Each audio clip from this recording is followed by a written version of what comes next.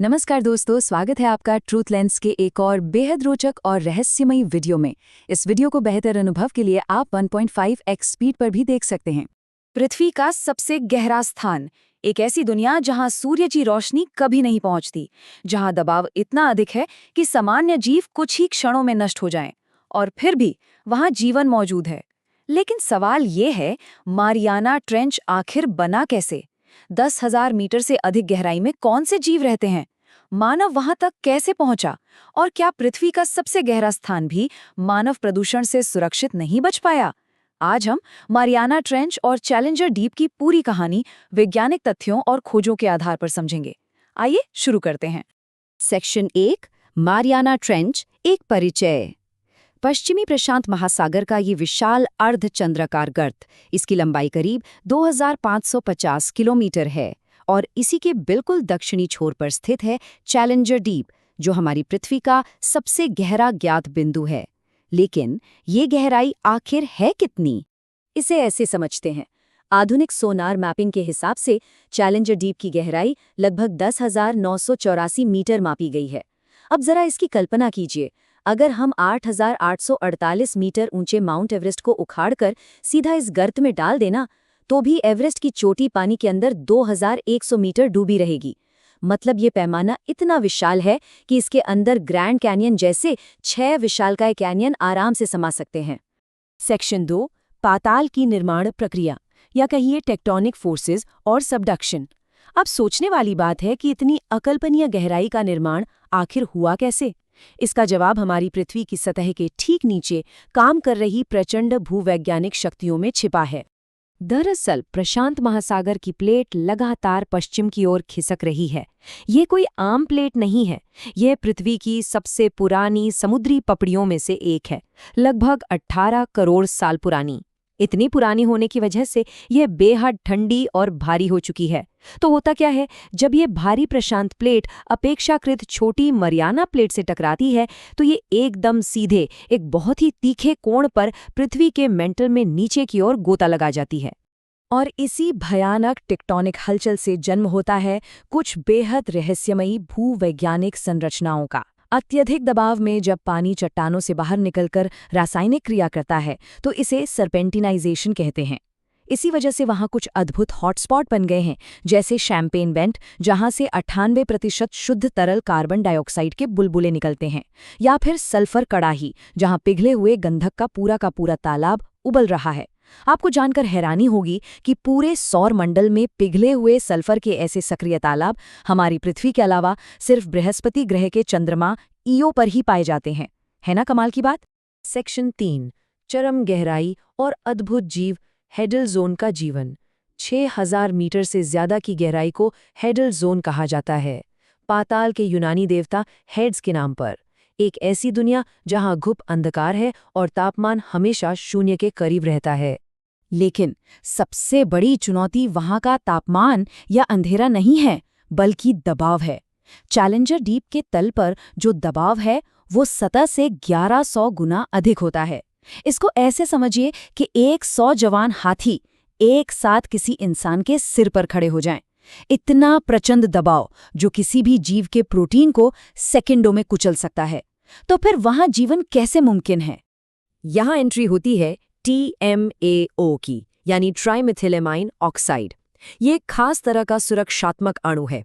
देखिए, अत्यधिक गहराई पर जो हाई प्रेशर होता है, वो जीवों के प्रोटीन को पूरी तरह विकृत कर देता है। लेकिन ये TMAO पानी के अणुओं को इतनी कसकर बांध लेता है कि प्रोटीन सुरक्षित बच जाते हैं। स्नेलफिश जैसी मछलियां बिल्कुल इसी तकनीक से वहां जिंदा रहती हैं। हालांकि इसकी भी एक सख्त जैविक सीमा है। ठीक 8,400 मीटर की गहराई पर जाकर शरीर का ऑस्मोटिक बैलेंस पूरी तरह चरमरा जाता है। इसलिए उस गहराई के नीचे रीढ़ वाले किसी भी मछली का जिंदा रहना नामुमकिन है। तो क्या 8,400 मीटर के बाद जिंदगी खत्म हो जाती है? बिल्कुल नहीं। 10,900 मीटर से भी ज्यादा गहराई में बिना हड्डियों वाले जीवों का एक पूरा साम्राज्य बसा हुआ है। वहाँ एम्फीपॉड्स, सीपेग्स और एक कोशिकीय मोनोथैलेमिया भरे पड़े हैं। हड्डियों के ना होने और जीपीसी जैसे खास अणुओं के कारण ये जीव उस भयंकर दबाव को भी आसानी से मात दे देते हैं, बल्कि उनके एंजाइम्स इस क्रशिंग प्रेशर में और भी बेहतर काम करते हैं। सेक्शन 4 मानव का साहसिक अन्वेषण। इतनी अनजान और रहस्यमयी दुनिया को खोजना इंसानों के लिए एक बहुत बड़ा रोमांच रहा है। अगर आप इस विषय को और गहराई से समझना चाहते हैं तो पूरी रिसर्च रिपोर्ट डिस्क्रिप्शन में उपलब्ध है। तो इस अन्वेषण की शुरुआत कैसे हुई? बात है 1875 की, जब ब्रिटिश जहाज HMS चैलेंजर ने सिर्फ एक साधारण सन की रस्सी से पहली बार इस गहराई को नापा था।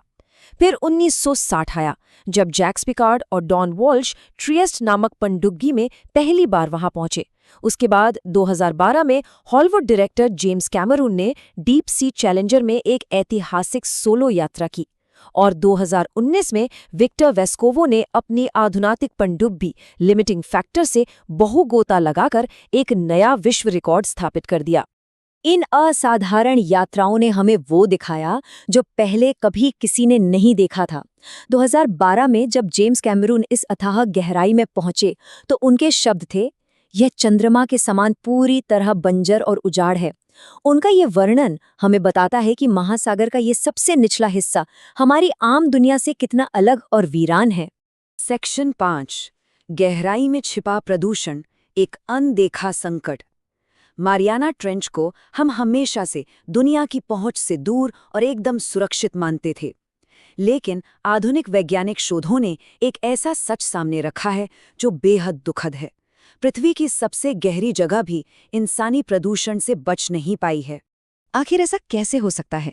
इसे समझने के लिए हमें अल्टीमेट सिंक थ्योरी को देखना होगा। आसान भाषा में कहें तो गहरे महासागरीय गर्त पृथ्वी की सबसे बड़ी और अंतिम कचरा पेटी के रूप में काम करते हैं।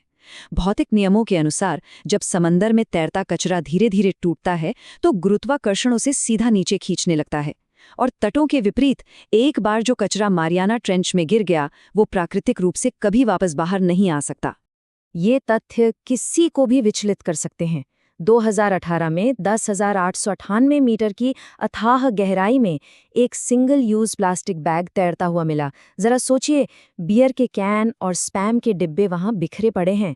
और सबसे डरावनी बात तो ये है कि वैज्ञानिकों ने जिन एम्फीपॉड्स का परीक्षण किया उनमें से 100% के पेट में माइक्रोप्लास्टिक्स मौजूद थे। मतलब हमारे कपड़ों का रेयॉन और पॉलिएस्टर अब उन गहरे समुद्री जीवों का हिस्सा बन चुका है।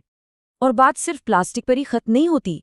जब परीक्षण हुए तो पता चला कि पीसीबी जैसे विषैले औद्योगिक रसायनों का स्तर चीन की सबसे प्रदूषित लियाओहे नदी के केकड़ों की तुलना में मारियाना ट्रेंच के जीवों में 50 गुना ज्यादा है। जो रसायन दशकों पहले प्रतिबंधित कर दिए गए थे वो आज वहां जमा हैं और उस चरम गहराई के जीवन को नष्ट कर रहे हैं। पर यह जहर सिर्फ समंदर की तलहटी तक ही सीमित नहीं रहता। ये एक भयानक चक्र है। पानी में मौजूद ये रसायन सतह से गिरती जैविक बर्फ या मरीन स्नो से चिपक जाते हैं। फिर भूखे एम्फीपॉड्स इस प्रदूषित भोजन को खाते हैं, जिन्हें बाद में बड़ी मछलियां खाती हैं। और अंततः व्यावसायिक जहाज़ों द्वारा पकड़ी गई मछलियों के जरिए ये सारा विषैला रसायन घूम फिरकर सीधा हमारी खाने की थाली में वापस पहुंच जाता है। ये भयानक जैव संचयन का चक्र है। सेक्शन 6 अंतिम निष्कर्ष और सबक, पृथ्वी के अदृश्य कनेक्शन। तो इन सब बातों से हमें क्या समझ आता है? मारियाना ट्रेंच की कहानी सिर्फ एक रोमांचक अन्वेषण नहीं है, ये एक बहुत बड़ी चेतावनी भी है। ये साबित करती है कि उथले तटों से लेकर गहरे पाताल तक इस पृथ्वी की कोई भी अदृश्य कड़ी टूटी नहीं है। आज मारियाना ट्रेंच केवल एक भौगोलिक जिज्ञासा का विषय नहीं रह गया है, बल्कि ये मानवीय प्रभाव का एक जीवित दस्तावेज बन चुका है। सतह पर फैले हमारे लालच और गैर जिम्मेदाराना उपभोग ने एक बिल्कुल अछूते पारिस्थितिकी तंत्र को एक विषाक्त कचरे के गड्ढे में बदल दिया है। इस अंतिम मोर्चे का संरक्षण केवल नए जीवों की खोज के लिए नहीं, बल्कि संपूर्ण वैश्विक खाद्य श्रृंखला को बचाने के लिए बेहद आवश्यक है। पृथ्वी के सबसे गहरे स्थान में जीवन कैसे संभव है? वैज्ञानिक आज भी किन रहस्यों को सुलझाने की कोशिश कर रहे हैं? और क्या मानव प्रदूषण वास्तव में पृथ्वी के सबसे दूरस्थ स्थानों तक पहुंच चुका है? वीडियो पसंद आए तो लाइक, शेयर, कमेंट करें और ट्रूथ लेंस को सब्सक्राइब करना न भूलें। Truth lens, decode the reality.